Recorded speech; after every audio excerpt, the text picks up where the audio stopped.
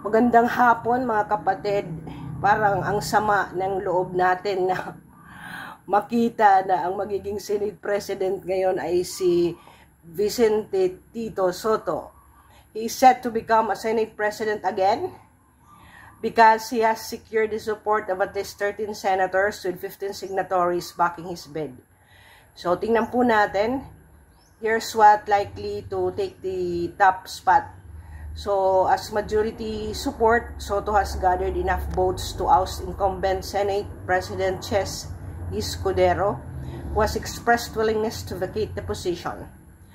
Leadership experience as a veteran lawmaker, Sotto previously served as Senate President from 2018 to 2022 and is known for steering bipartisan support on key legislation. On fiscal oversight, Sotto plans to focus on strengthening fiscal oversight and ensuring proper use of government funds if elected. Consensus building, his long-term standing relationship with the senators across party lines could give him an advantage in building consensus. So, Senator Ping Lacson is likely to become Senate President pro tempore if Sotto becomes the Senate President. The change in leadership is expected to shape the tone of the 20th Congress, particularly in fiscal reforms and checks on executive policies. So, si Mig Zubiri po ang ponente at ang si Ligarda at saka si Reza Hontiveros will become members of the majority representation. Most probably, kung may 13 siya, the rest ay ang Duterte Black ay hindi nag-move. And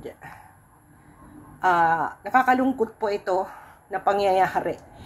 Although nakikita-kita ko na because of this move, baka palitan na rin si Romualdez saka si Marcos na Sandro ang kukuha ng House Speakership.